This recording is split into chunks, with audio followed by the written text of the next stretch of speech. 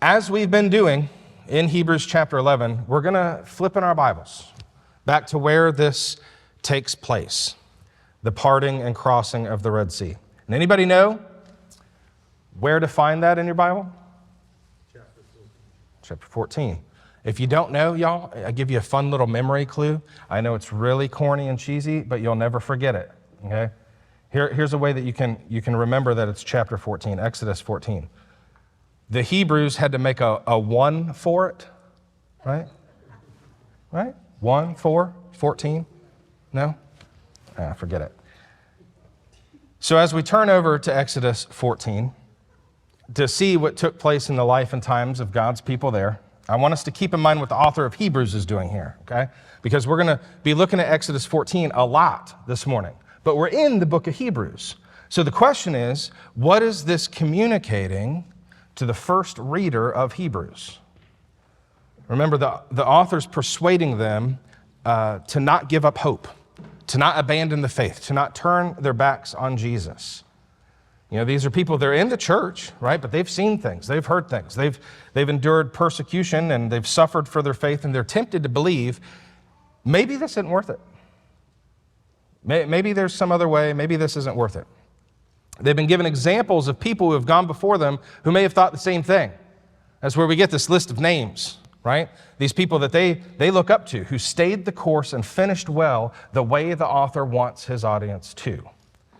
And here, he brings them to the faith of the people who stood at a dead end that God opened up in order to deliver them and to destroy their enemies who were pursuing them. And so here it is, what the author of Hebrews wants his audience to put together as they think back on that scene, as he's reminding them of it. Here it is. When your faith is being tested, the only thing that makes sense is to keep going. Move toward God, not away from Him. For all the things you don't know and aren't sure about, take what you do already know and keep moving in the direction that He's leading you in. What the author does here, in effect, is saying, you thinking about turning back, are you? You thinking about leaving?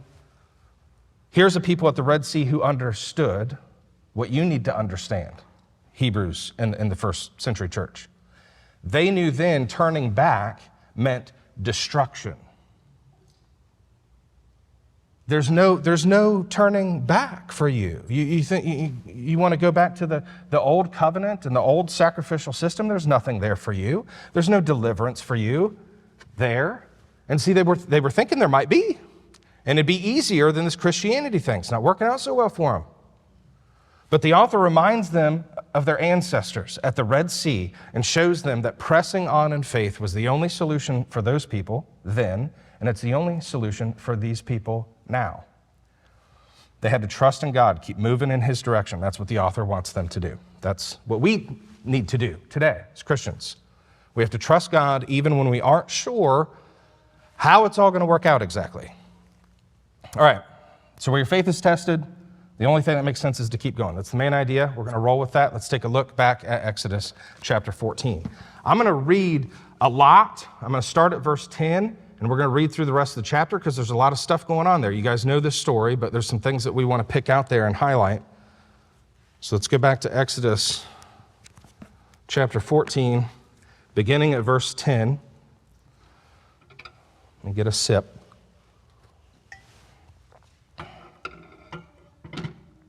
All right.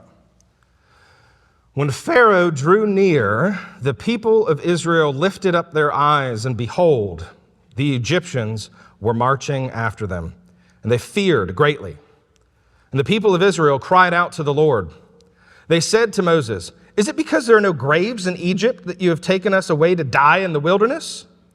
What have you done to us in bringing us out of Egypt? Is not this what we said to you in Egypt? Leave us alone, that we may serve the Egyptians. For it would have been better for us to serve the Egyptians than to die in the wilderness." And Moses said to the people, "Fear not. Stand firm and see the salvation of the Lord, which He will work for you today. For the Egyptians whom you see today, you shall never see again. The Lord will fight for you, and you have only to be silent." The Lord said to Moses, "Why do you cry to me? Tell the people of Israel to go forward. Lift up your staff and stretch out your hand over the sea and divide it, that the people of Israel may go through the sea on dry ground.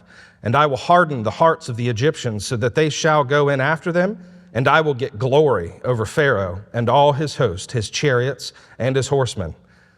And the Egyptians shall know that I am the Lord, when I have gotten glory over Pharaoh, his chariots, and his horsemen." Then the angel of God, who was going before the host of Israel, moved and went behind them, and the pillar of cloud moved from before them and stood behind them, coming between the host of Egypt and the host of Israel.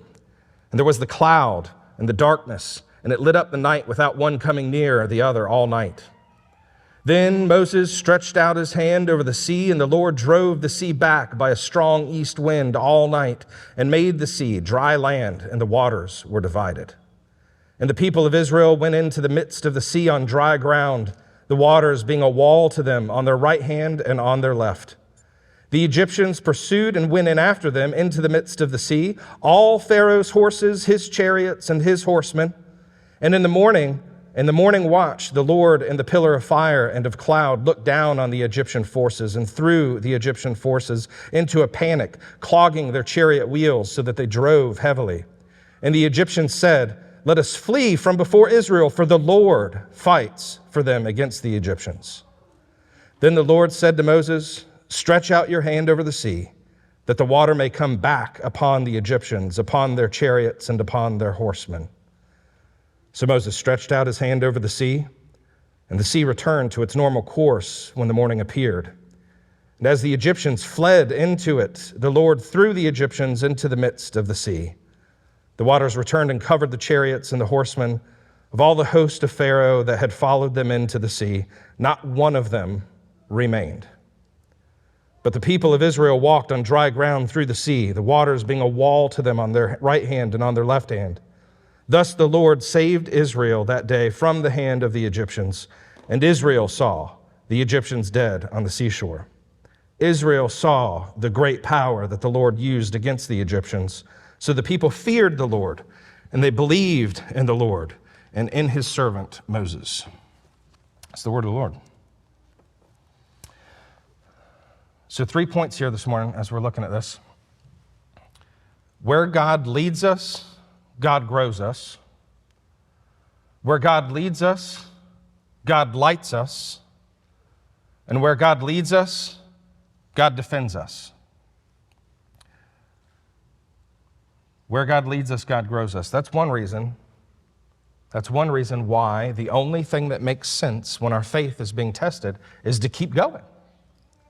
Where God leads us, he is growing us.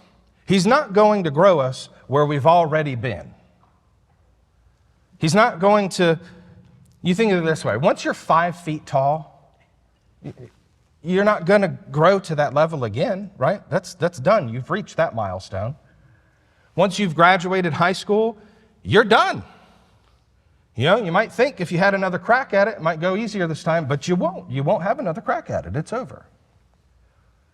You ever learn a life lesson, a tough one, right? A tough life lesson, one that sticks with you. And you get through that trial, and you think to yourself, well, you know, if I ever have to deal with that again, I'll know just what to do. But you won't. You won't come to that situation again. You come to a different one where the rules have all changed, right? All the specifics you had to figure out and all the things that you had to wait on the Lord for then, they don't apply here. The names and faces and the circumstances have all changed. And the stakes are higher too. You find that to be the case? You find yourself right back in the Lord's classroom again, repeating the same course on Trusting God 101. You been there? How many times have you taken that class? More than a couple, right? It took me a long time to accept this, y'all, and hopefully you're smarter than me. Hopefully you're a lot less stubborn than I am. But for those of you who are thick-headed like I am, let me just let you in on a little secret. There is no graduation. There is no graduation for that class. You will repeat that course over and over again until the day you die and you are taken up into glory. The only thing that changes is how quickly you submit to God in the process. How quickly you regain your composure and you believe God and his promises that he has made to his people. And you believe those things over your thoughts and feelings about your present circumstances. And that's the growth.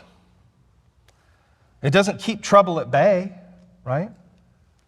It doesn't even make the trouble less scary. It makes you more faithful, and it gives God more glory. It makes you trust him more. Where God leads us, he grows us. God's people always need more growth. There's no graduation, not in this life. And so a means by which God brings about that kind of growth that he knows we need, growth that makes us more faithful and that brings him more glory, is trials, right? Tests of faith. And hadn't these people already been taught? Hadn't they already taken this class? Hadn't they been taught they could trust God even before they came to the Red Sea? Hadn't they had many lessons? Hadn't they seen it? Hadn't they seen God smite their enemies already with plagues and deliver them out of slavery like they all begged him to? But they weren't done yet. They weren't done yet, not by a long shot. They saw they'd been delivered and left out of Egypt with a high hand. We actually read that the people of Israel were going out defiantly. We didn't read that verse, it's verse 8. The people were going out defiantly. God had vindicated them, and it was like a mic drop moment for them. They left out of there with all their stuff and some of Egypt's stuff too. You know, left out of Egypt saying, have fun making bricks on your own with them pretty soft hands of yours, boys. We're out of here. Left with a high hand. It's God's desire that his people would be full of him and not full of themselves. And that takes some emptying of self. And so God meant for them to be right where they were at that dead end that he brought them to, at the shoreline of a sea that they couldn't cross or go around. He meant for them to meet that dead end and that obstacle. Why? So they would learn a very important lesson. You cannot deliver yourself. Isn't that what the author of Hebrews has been communicating to his audience? It's like you hear him over and over say, I know you're in a tight spot. I get it. I know you're feeling unsure. I get it. So what are you going to do about it? You deliver yourself? You going to deliver yourself from those trials and circumstances? You think walking away is the answer? You know you can't do that. You know only Christ can deliver you from these circumstances. You know that he is the only way. So keep going. Move closer to him, not farther away from him. God brings us to our knees to do it. He brings us to our knees because it's often the only place we can see him most clearly. And God brings us to our knees not just to discipline us and humble us. He does do that. But he brings us to our knees so that we draw near to him and find salvation in him. We find him our satisfaction and our rest. We find him our ease and our comfort. We find him. And when we find him, whatever it was we came to him for in the first place, it doesn't get less important, right? But he becomes more important to us. And there it is. Where God leads us, God grows us. As I was preparing to preach this week, I couldn't help but think constantly about Brianna, who you heard us talking about and that we've been praying for. I'm thankful for how public they've made this trial because it's really done a lot to encourage other Christians. And I pray that the Lord uses it to save her doctors and other people around who might be close to them but far from God. But I thought about those parents. I've prayed for those parents a lot. They're at a point every parent hopes they will never face in their entire lives. And what they've done continually is acknowledged how God is growing them in it. That's some painful growth. It's a powerful testimony. It's in times like there and now that people tend to lose their heads, though, right? That's when people really lose it. That's when they lose their heads, when their faith is tested that way. Because that's the best counsel the world has to offer us. Run for cover. Pack it in. It's all in the doctor's hands now. What God says to do in times of crisis is to pray and to keep moving toward Him. Even if it doesn't seem to make sense. Keep moving toward Him. You don't have to ignore the reality of the situation. You don't have to be naive. Take full stock of the situation and all the details and all the circumstances. Take a full inventory of your thoughts and your feelings and take all of it to God in prayer. He knows, and He hears, He listens. Don't lose your head. Gather yourself. Believe what is true. For everything you don't know, go back to what you do know. When you're not sure what God is going to do next, be reassured of who God is and what He's already done, right? That's the only thing that makes sense in that situation. It's the only thing that makes sense in that situation. And that's why oftentimes you hear testimony from Christians who have been through difficult times and they say, I don't know how people do this without Jesus. It's true. He is with us. The only thing that made sense for the Israelites when they were between a rock and a hard place was to trust God and keep moving in the direction He was leading them in, no matter what stood in their way. There was nothing left for them to do. They couldn't turn back, right? They couldn't turn back the way they came. All the Egyptians, and what do we read over and over again, right? Really piling on. Pharaoh and all the Egyptians and all of the chariots and all of his horsemen, right? They're coming for you. Turning back means death. They're ready to wipe out every one of them. There was nothing left for them to do but to trust God, and that's exactly why God led them there. Because they had to learn that. They had to learn to trust God. And you know a good way to determine whether we've learned something or not? Tests. You say, I don't like tests. Me neither. But evidently God does. And He brings them into our lives to bring about in our lives what He requires. Faith. We can be sure where God leads us, God grows us. Here's something else we can be sure of. Next point. Where God leads us, God lights us. It was dark when they crossed the Red Sea. Sometimes you read this stuff and the lights are on. Lights aren't on. It was dark when they crossed the Red Sea on dry ground. Any natural light would have only been a thin strip right above them, right? You had the wall on either side, a thin strip above them, and only very little, because it said it was a new moon. This is yet again another one of those examples that, y'all, as we look at this is one of those examples of those things that we read about in the Bible that we don't really connect with. Our eyes kind of scan the letters on the page and we think we understand it, we get the gist, but we don't really imagine ourselves there. Have you ever been somewhere? Have you been outside and it's just pitch black where you couldn't even see your hand in front of your face? I remember when Amanda and I were on our honeymoon in Gatlinburg, Tennessee. And we rented a little cabin. And this is when you had to call, right? You had to call and book these things. And I must have asked the lady 3 or 4 times, is it secluded? We're looking for a secluded cabin. Because we want to feel like we're on our own up there, newlyweds.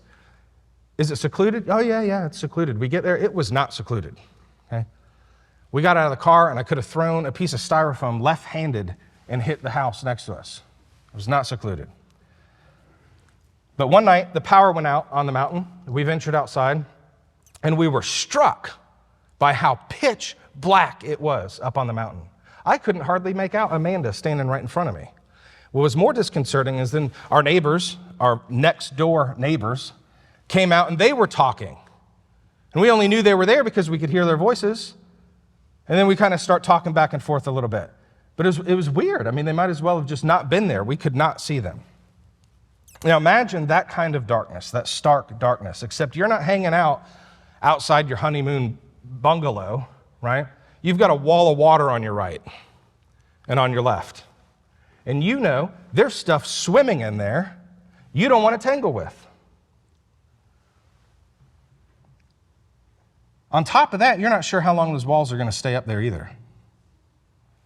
But out in front of the whole group of you, they're traveling in a group together, out in the front of you, there's a pillar of light steadily lighting the way. You can't see everything, but you can see that light. And so you're following it. What else are you going to do? You keep going that way, don't you? I mean, it's the only thing that makes sense. Is your faith being tested in that moment? Well, yeah. Aren't we in a trial in this situation? Aren't we getting a little squeamish? Aren't we getting a little squirmy about trusting God, believing what He has said is true? Well, what are you going to do? Wander back to where the light isn't? You keep following the light. It's the only thing that makes sense. You have to come to the point where you say, I don't even know exactly where that's going. I just know that anywhere the light is better than where the light isn't. That's faith. Where God leads us, God lights us. And He often only gives us just enough so that we know the way, just enough to see that next step. And every step leads us closer to Him. And there wasn't just a pillar of fire, though. Did you catch that? There's a pillar of cloud. We don't have to reread the verses, but there in 19 and 20, you see that there was a pillar of cloud that moved out from in front of them to behind them and separated them from the Egyptians. So now they got darkness plus this cloud, a pillar of cloud, as sort of a buffer and a fence, a barrier of protection between the Egyptians and them. And we're told they didn't come near each other all night. A cloud of darkness behind them to hide and protect them from the danger, while a pillar of light in front of them led them to safety. And that's the next point, where God leads us, God defends us. God's covered all the bases in these verses because God's going to get all the glory in these verses. He is glorified when His enemies surrender to Him, and He is glorified when His enemies are destroyed.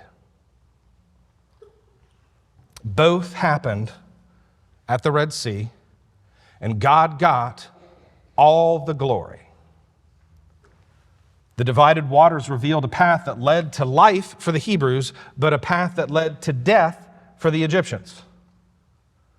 But before they met their end, the Egyptians met God, and they knew He was God. Do you see that?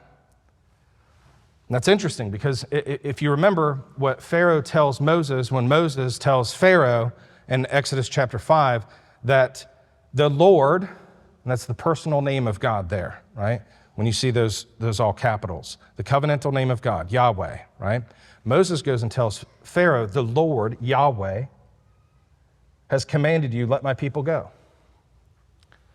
Pharaoh says, who is this Yahweh that I should obey His voice and let Israel go? I will not. I do not know Yahweh, and moreover, I will not let Israel go. That's what he tells him. Pharaoh knew who Yahweh was when the waves swallowed him up, though, didn't he? In chapter 7, God says, the Egyptians shall know that I am the Lord, Yahweh, when I stretch out my hand against Egypt and bring out the people of Israel from among them. At the beginning of chapter 14, we didn't read the beginning of chapter 14, but it says there, and I will harden Pharaoh's heart, and he will pursue them, and I will get glory over Pharaoh and all his host, and the Egyptians shall know that I am Yahweh, the Lord. When the Egyptians were about to be crushed by the waves at the end of chapter 14, they say, don't they? Let us flee from before Israel, for the Lord, Yahweh, fights for them against the Egyptians. They knew his name now, right? God was glorified in the destruction of his enemies, and he was glorified in the deliverance of his people. He was glorified in the terror of the Egyptians and in the increased faith of his people. And that's exactly what he did there, where God leads us, God grows us, right? Verse 31, Israel saw the great power that the Lord used against the Egyptians. So the people feared the Lord, and they believed in the Lord and in his servant Moses.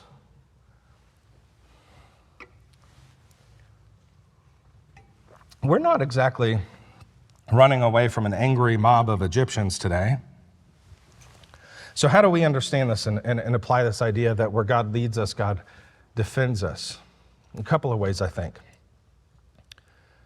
First thing is, I think it's important to remember that God has enemies. Got to get that right.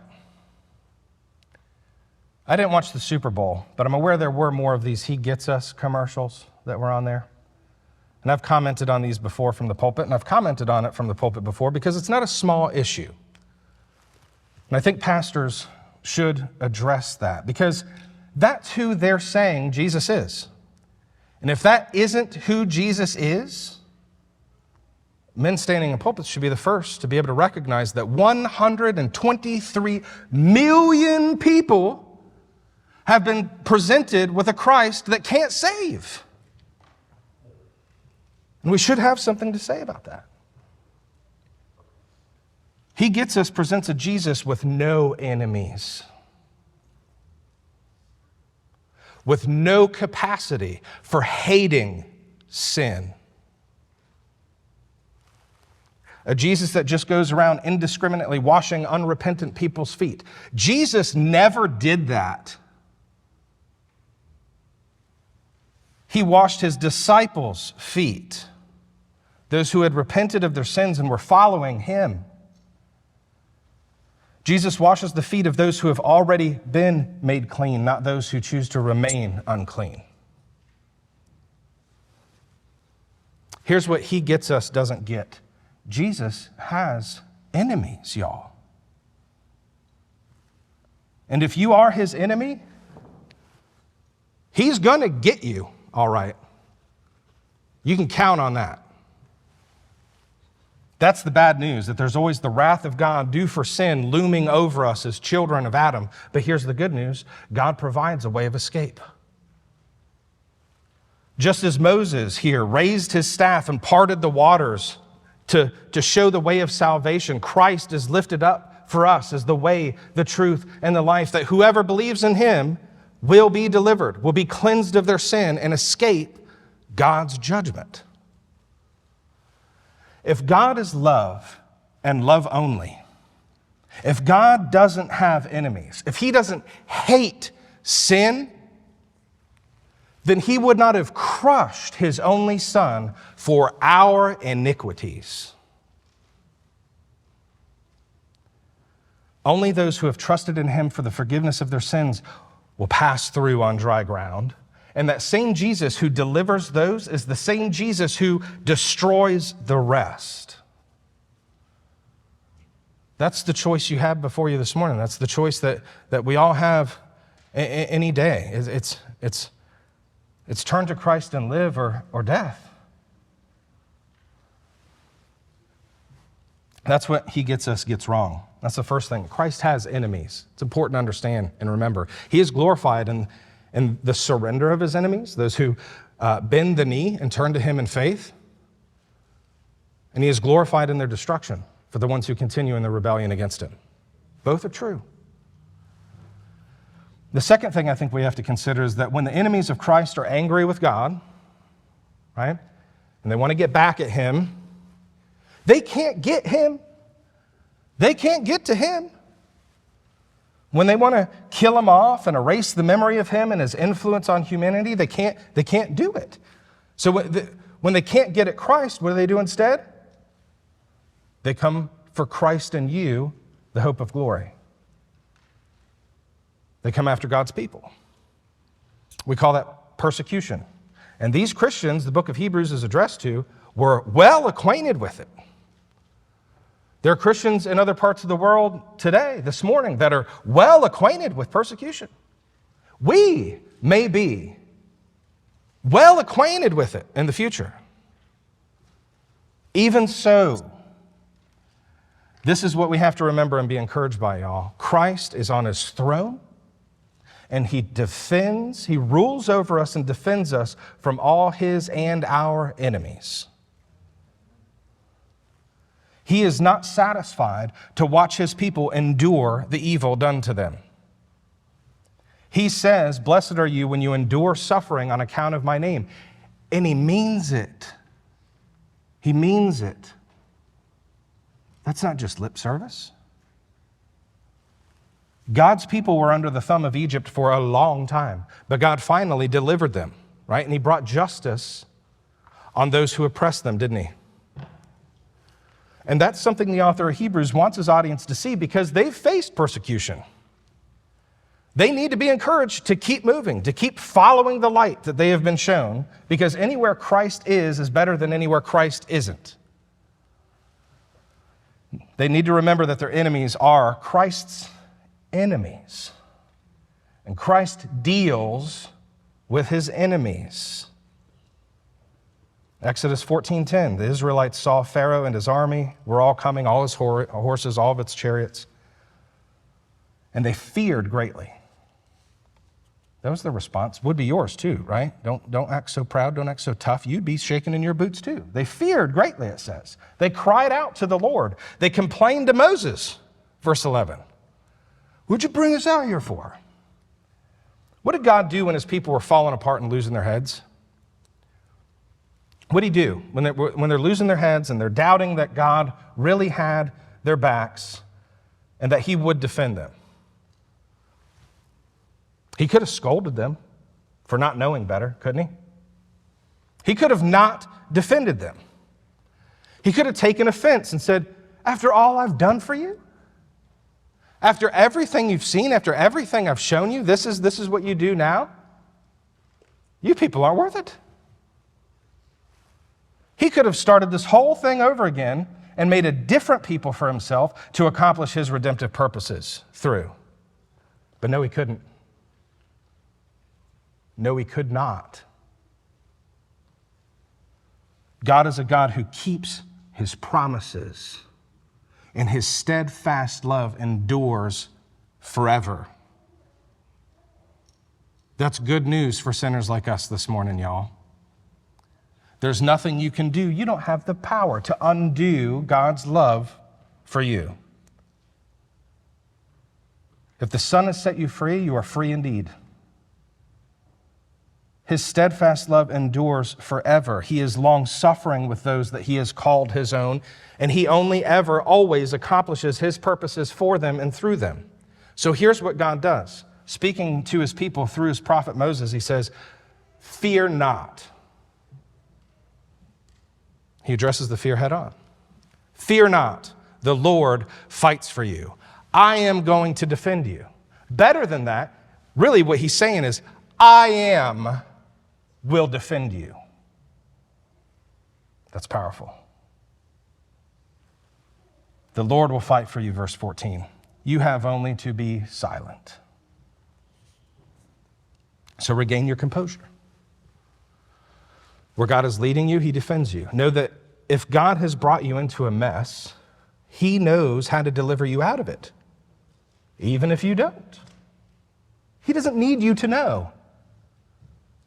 He doesn't need you to, he hasn't called you into management.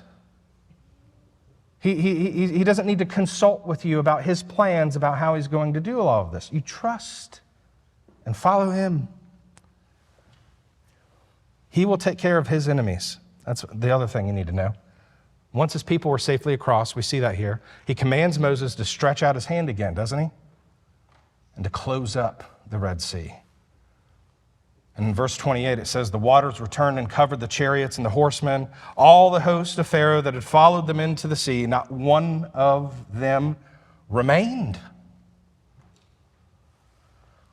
Where your faith is being tested, the only thing that makes sense is to keep going. Keep moving toward God, not away from him. He really is with us. He cares for us. He fights for us.